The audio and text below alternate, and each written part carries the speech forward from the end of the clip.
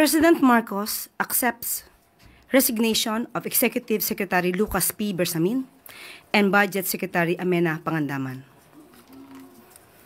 President Ferdinand R. Marcos Jr. has formally accepted the resignations of Executive Secretary Lucas P. Bersamin and Department of Budget and Management Secretary Amena Pangandaman. Both officials respectfully offered and tendered their resignations out of delicadeza after their departments were mentioned in allegations related to the flood control anomaly currently under investigation, and in recognition of the responsibility to allow the administration to address the matter appropriately. The President conveys his deep appreciation to Executive Secretary Bersamin for his steady leadership at the helm of the Office of the Executive Secretary. A former Chief Justice, E.S. Bersamin brought to Malacanang decades of legal wisdom, calm stewardship, and a deep respect for institution building. His contributions remain part of the foundation on which continuing reforms stand. The President likewise extends his sincere gratitude to Secretary Pangandaman, whose work at DBM strengthened the government's fiscal management, guided the timely passage of national budgets, and ensured that social programs and frontline services were funded and delivered. To ensure continuity and enforce the administration's governance agenda, President Marcos has appointed Department of Finance Secretary Ralph Recto as the new Executive Secretary. Secretary Recto's long record in economic policy making, fiscal legislation, and national planning positions positions him well to oversee the day-to-day operations of government and coordinate the implementation of high-impact programs. The President has also appointed Office of the Special Assistant to the President for Investment and Economic Affairs, Secretary Frederick Go, as the new Secretary of Finance. Secretary Go has played a central role in advancing investments, strengthening investor confidence, and aligning economic initiatives across agencies. He will now oversee the country's fiscal direction and the implementation of the administration's economic agenda.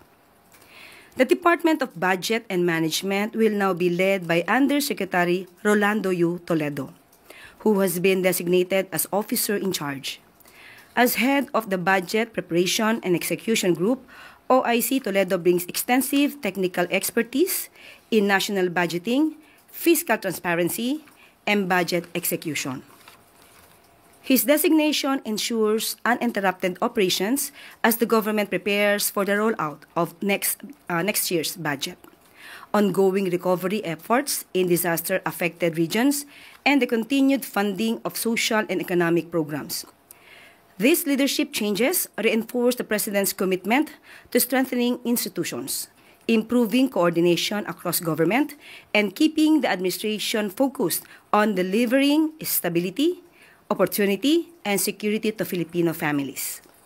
The Office of the President assures the public that all agencies will continue to operate without interruption and with the same commitment to effective governance and public service.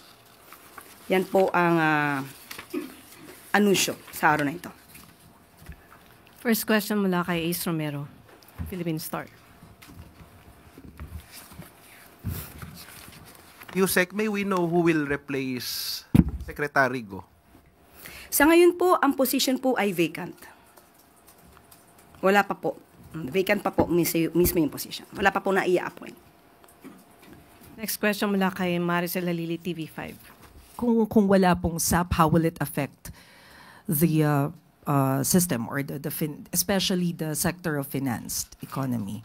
Since si Secretary Go naman po ay i-assign na secretary sa Department of Finance, hindi naman po magiging kawalan dahil nanggaling naman po siya sa nasabing ahensya at ito po ay mapagtutulong-tulungan.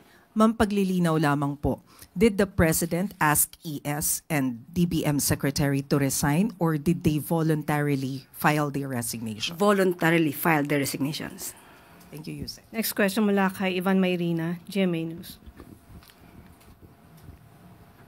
Nabanggit niyo po the secretaries submitted their or tendered their resignations out of Delicadeza. para po maimbestigahan ang dapat imbestigahan after they were mentioned dito po sa flood control anomaly. Alam ko po sinabi ng Pangulo he doesn't want to dignify the accusations made by former Congressman Zaldico, pero hindi ho may kakaila na seryosong aligasyon ito at may mga nagdududa kung hindi man naniniwala. Paano ho balak mag-proceed ng Pangulo moving forward from this? Hindi po natin masasabi na ang mga aligasyon ni Zaldico ay seryoso. Makikita po natin sa kanyang mga sinabi at sa mga pictures na kanyang pinakita. Pero kung ano man ang kanyang mga nasabi, ay maaaring ito ang nagbigay ng dahilan para sa dalawang mga magigiting nating mga secretaries na sila mismo ang voluntaryong mag-resign sa kanilang posisyon para mabigyan daan ang malalimang pag-iimbestiga sa mga maanumalyang flood control projects. Ang sabi po ng Pangulo, walang exempted sa investigasyon. Does that statement also apply to him? Of course, wala naman talagang dapat na exempt. Pero ang Pangulo, alam niya po ang kanyang ginagawa, alam niya po kung bakit niya pinaimbestigahan at pinangunahan ang malalimang pag-iimbestiga na ito. So, ibig sabihin po, kung siya mismo ang nag-utos na mag-imbestiga, alam po natin na malinis ang kanyang hangarin at gusto niya talagang masawata ang korupsyon. Sunod na tanong mula kay Tristan Nadalo, News Was Plus. Hi, Yusek. Good evening po. Yusek, sabi niyo po may nag-resign si Secretary Bersamin and Amena Pangandaman. Is this also a similar challenge to other cabinet members to also submit the resignation if they feel like they're involved in this flood control anomalies? And can the public expect another cabinet reshuffle in the coming weeks or months? Kung alam po, halimbawa po ng isang miyembro ng gabinete na siya po ay may kinalaman or maaari siyang masangkot sa ganitong klaseng anomalya, nanaisin po ng Pangulo na sila po mismo ang mag-resign out of delicadeza. And last follow-up na lang po. Today, si Vice President Sara Duterte, sabi niya po, President Marcos faces a crisis of confidence mula sa taong bayan. Ano po ang posisyon dito ng Malacanang? Hindi po tayo naniniwala sa sinabi ng Vice Presidente. Ang Pangulo, uulit-ulitin natin na siya po ang nagpaumpisa ng pag-iimbestiga na ito. Noon pa po, ay marami ng anomalya. Since 2020, sinabi na po natin na marami na pong ghost projects pero wala pong ganitong klaseng pag-iimbestigang nangyari. Hindi inalintana ng Pangulo na kung sa panahon niya ito maimbestigahan, wala siyang magagawa kundi pa imbestigahan to para sa taong bayan.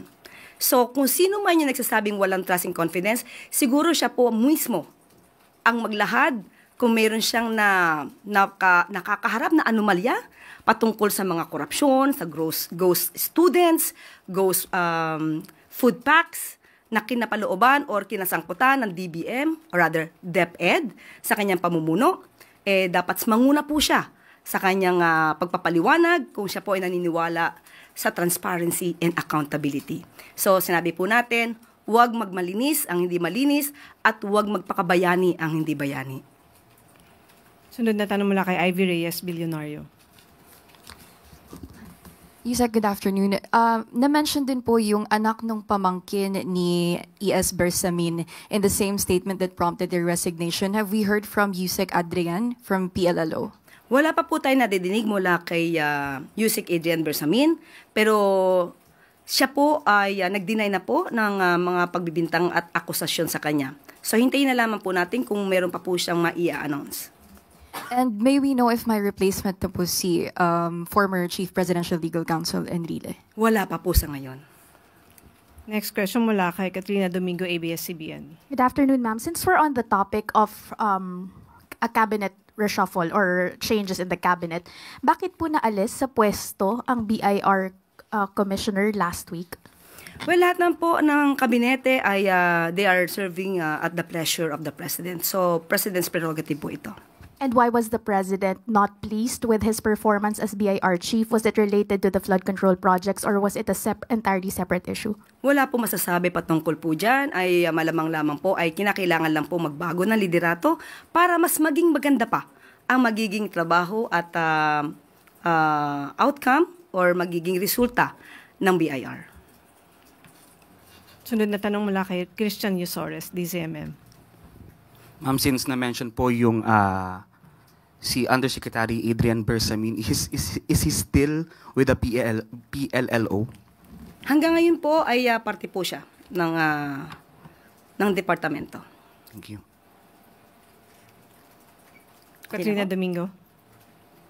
Ma'am, just a follow-up question po. Yung pagre-resign po ng dalawang cabinet secretaries, in effect, makes them private individuals now who can no longer be compelled to, or who are no longer answerable to the public, just compared when they were still public officials. How do you clarify to the public that this is not a ploy to further protect them from answering questions from the public, given nga po na now, hindi na sila considered as public officials? Kahit po pribado, kahit po nagtatrabaho sa public office, kung sila po ay liable, sila po ay mapapanagot.